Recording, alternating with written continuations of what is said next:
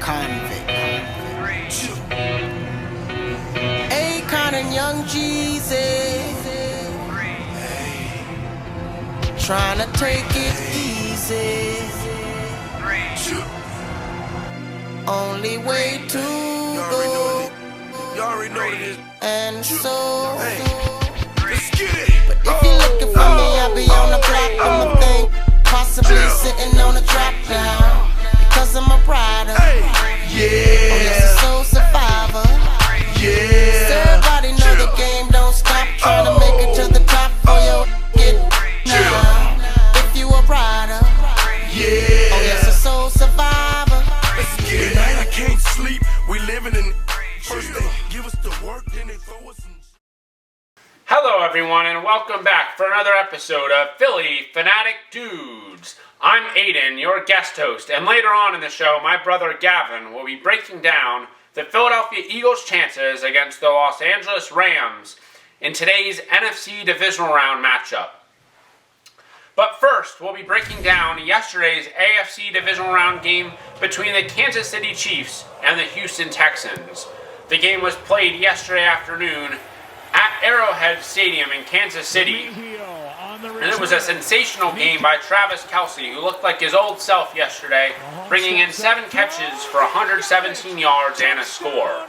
And earlier on in the game, Travis Kelce set up a Kareem Hunt rushing touchdown as well, with a big 49-yard catch down the field. But it was another overall mediocre game from Mahomes, though he did have the sensational 12-yard touchdown pass to Travis Kelce as he was falling to the ground. Overall, he completed just 5 passes to a wide receiver, all 5 completions coming to rookie sensation Xavier Worthy. Worthy, the rookie out of Texas, has been a great addition to the Chiefs' offense, and he's kind of brought back some of what the Chiefs have been missing in the past few years without Tyreek Hill. He has a lot of explosiveness, a lot of versatility, a lot of speed, very explosive overall. Adds a lot to the run and pass game. This year in his rookie season, he brought in 59 catches for 638 yards and 6 touchdowns. And then on the ground, Worthy has added 104 yards and 3 touchdowns in the regular season. But overall, despite the Chiefs' efforts by players around Patrick Mahomes and in the Chiefs' great defensive efforts as well this year, Mahomes continues to get all the credit when the Chiefs pull off victories. Yesterday, the Chiefs' defense held the Texans' offense to just 12 points, which is a really great stand. I mean, obviously they're in front of the home crowd, so there's a lot more energy coming from the fans. Caitlin Clark was in attendance with Taylor Swift up in the box yesterday. And just a lot of energy around this game. The Rizzler was in attendance as well, which is really cool to see. Repping his Kansas City Chiefs merchandise, doing his classic Rizzler face for the fans out there. And that energy just really added to this game for the Kansas City Chiefs. Just great to be in their home field where they continue to kind of dominate around playoff time. But there were a couple controversial penalty calls too that really helped out the Kansas City Chiefs. Early on in the game, about 8 minutes into the game, Patrick Mahomes and the Chiefs offense faced a 3rd and 8. And Patrick Mahomes overshot his intended receiver on the play. Looked to be 4th and 8, but then the referees threw the flag as they threw the flag out onto the field, as they tend to do in games with Patrick Mahomes playing. And Will Anderson, who delivered what looked to be a pretty clean and fair hit on Patrick Mahomes as he released the football, was called for a 15-yard unnecessary roughing the passer penalty, which is so common to see with Mahomes this season. And it really helped out the Chiefs early on in that game. And then later on, too, there was a controversial play. Mahomes was a runner. He was running around in the pocket, ran up, popped a slide, and as he did, 2 Texans defenders collided with each other. But yet they were called for an unnecessary roughness penalty, which made no sense whatsoever. I mean, Patrick Mahomes was barely even touched on the play, and he was a runner as well. ESPN analyst Troy Aikman, too, was just appalled at the penalty, saying that it's not really fair for Mahomes to be dancing around in the pocket, fooling around with defenders, and then running around, and then he barely even gets touched, and yet the Texans are called for a penalty. And then in that same game, the Texans were lining up for a field goal opportunity, and it looked like the Chiefs lined up off sides, and the field goal ended up being blocked by the Kansas City Chiefs. So another penalty or what should have been a penalty, coming out to help the Chiefs once again.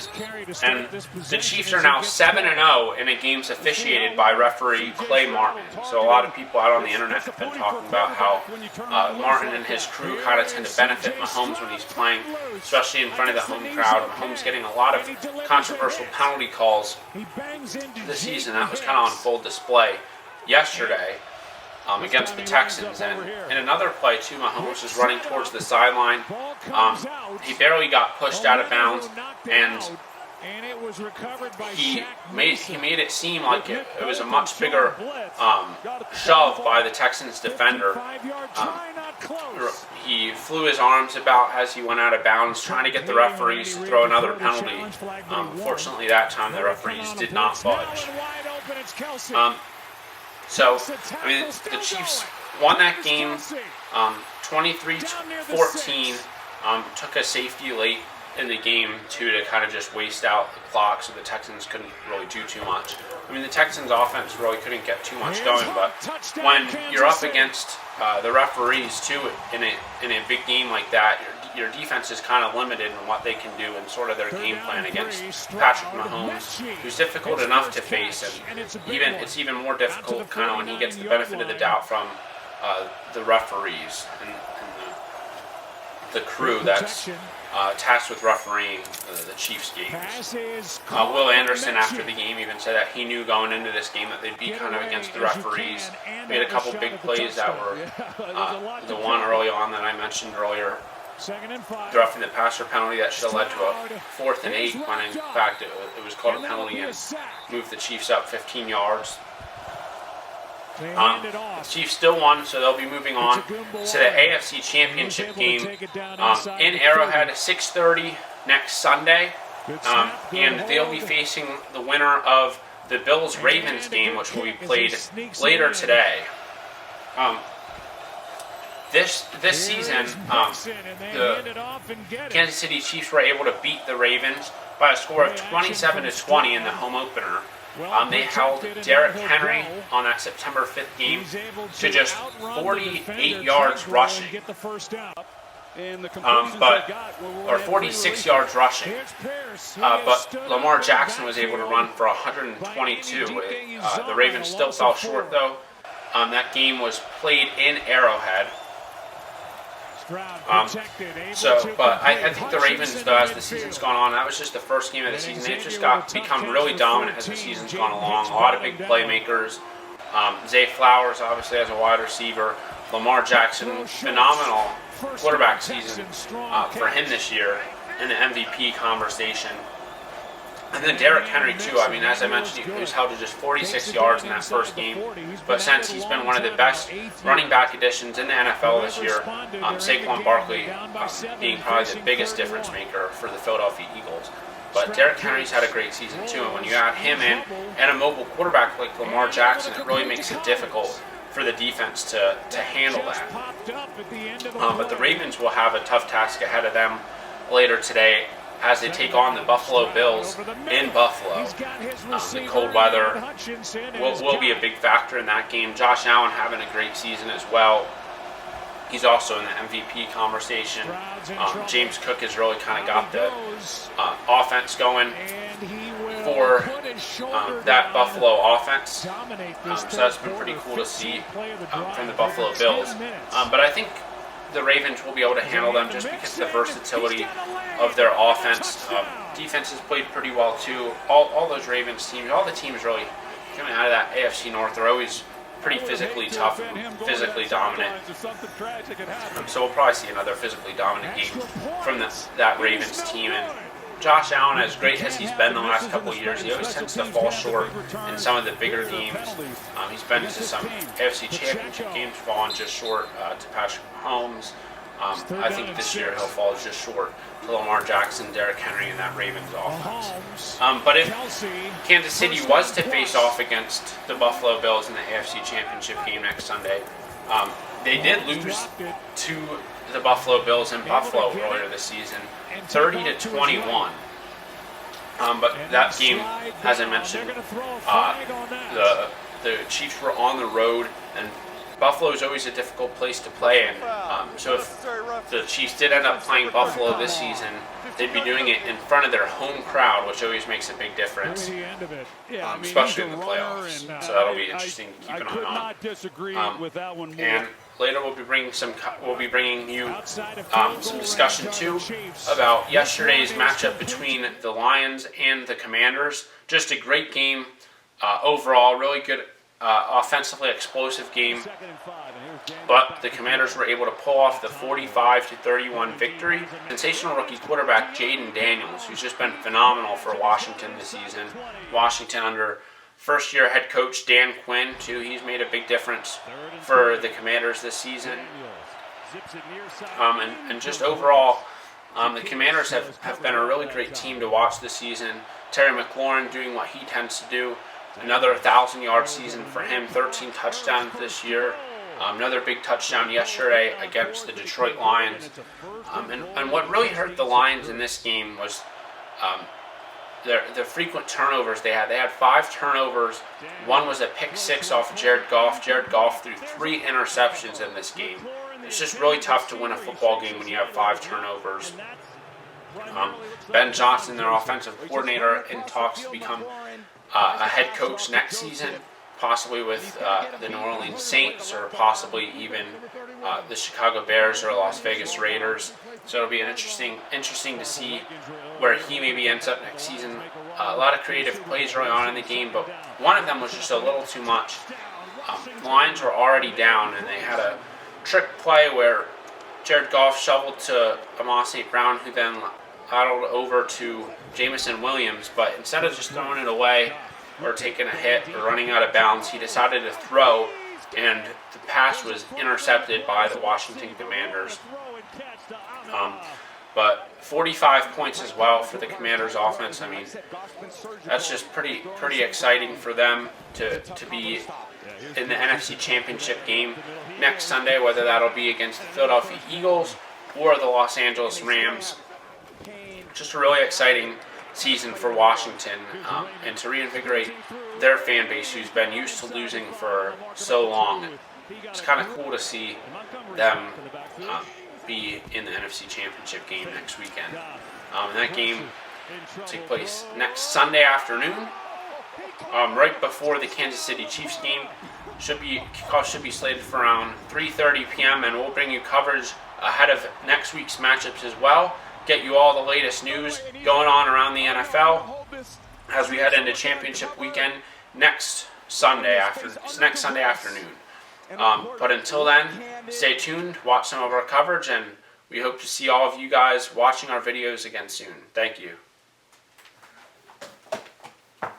At it with another episode of Phillie Fanatic Dudes after a long time off since we have been pretty busy. So we are trying to get back into it now, talking about the Eagles and Sixers and Flyers, college football playoff championship, and just the playoffs in general. So I'm going to start it off today talking about the Eagles and Rams. I think the Eagles have a really good shot this week to beat the Rams at home. I think they're going to put up a good amount of points. Their defense is going to do the job. I think the biggest thing for me is just how the Eagles, you can pick and choose how you want to try to beat them, but it's just really hard for the opposing team because if you want to try to stop the pass, then the Eagles can just gash you up the middle. If you want to try to run, then the Eagles can just go off on and have a day passing with Jalen Hurts to A.J. Brown and Devontae Smith. Goddard get in there, and then Saquon Barkley underneath the throws. So whatever the Rams are going to try to put at the Eagles, put up against them defensively, I still think the Eagles will take care of business, pretty much like they have most of this season. They've got the job done. And I think, going back to the Eagles-Packers game, the Eagles only passed the ball for 121 yards for Jalen Hurts. But, they still got the job done because the defense ultimately was the reason why they won that game. The defense held the Packers to only 107 rush yards, 195 passing yards. Another game with holding a team to 302 yards, which this season I believe they average only giving up 290 total yards, which is just unbelievable in today's day and age of NFL. I think that just truly speaks to the Eagles' defensive roster from top to bottom and just the way that they've grown. This team wasn't that good defensively about the first 4 weeks before they went on that Week 5 bye. And then since then, they've just really improved all around as a football team, as a collective unit, offense to defense, and special teams. Special teams has been a little bit of a weakness this year with Jake Elliott being about 1 of 7 from over any field goal over 50 yards. So I think that right now that they should be okay special teams wise, pretty solid. But I think that's like the only kind of small weakness you can find is just Jake Elliott. He's only missed like 1 or 2 kicks from 40 yards this year, maybe like 1 or 2 extra points. But anything over 50 has been a little bit challenging for him. I mean, he's been, the last couple of years, he's been pretty much automatic from 50 on. But when it comes down to game time moments, I think you still trust him. You still trust that he can get the job done. Since previously, in previous years, he's been like an 88 to 92% field goal kicker. This year, about 79% regular season. So that's the only small weakness you can see in the Eagles, which I don't think that's not going to be the reason that they would lose a game in the playoffs. So I think just going off of that, the Eagles have they beat the Rams this year in the regular season 37-20. It really wasn't that close of a game in the second half. It was pretty much just the Eagles just dominating offensively, just saying my guy's better than yours. And from there, I think Saquon just went off. He had like 255 rushing yards. I mean, that's just unbelievable. And having 302 rush yards total, putting up about, I think, 490 total yards against the Rams. So that was crazy to see. I mean, this time I don't think the Rams, they're definitely going to be more prepared since it is a playoff game, hungrier, and they want to show how they can play football. So I don't think it's going to go down like that. I mean, it's not going to be like a total lopsided game, but I think the Eagles should, in the end, win by about 10 points. I think it's going to be about a 31 to, I'll say, 31-21 game. I think they'll win by 10. I think the defense will handle business down in the red zone, and I think the Eagles will get the job done offensively. I see, whenever analysts say the Eagles can't do this, the Eagles can't do that, I mean, I think time and time again they've shown the media that their opinion really doesn't matter and doesn't define who they are or how they play their brand of football. So I think the analysts can talk all that all they want, but at the end of the day, the Eagles can show you pass game how legit they are rushing in the rushing game. Defensively, I mean, they're one of the top 5 defensive teams easily, with only giving up about 18 points a game this year. So yeah, I'm excited. And just going off of that, I think A.J. Brown, I mean, last game he only had 1 catch for about 10 yards. There's no way he's going to be that quiet this week. I think the Eagles are really going to put the Rams defense on notice with going to A.J. Brown. So I think he's probably going to, the last time they played the Rams, A.J. Brown had about 8 catches for 102 yards and a passing touchdown, and he got a receiving touchdown. So I think he's going to have a day. I think he's going to feast against the Rams. And then going the other way, I mean, Devontae Smith on the other side, I mean, he's going to really, I think, feed off of A.J. Brown's energy. I think the stadiums, it's just going to be rocking from 3 o'clock, start a kickoff on until the end of the game.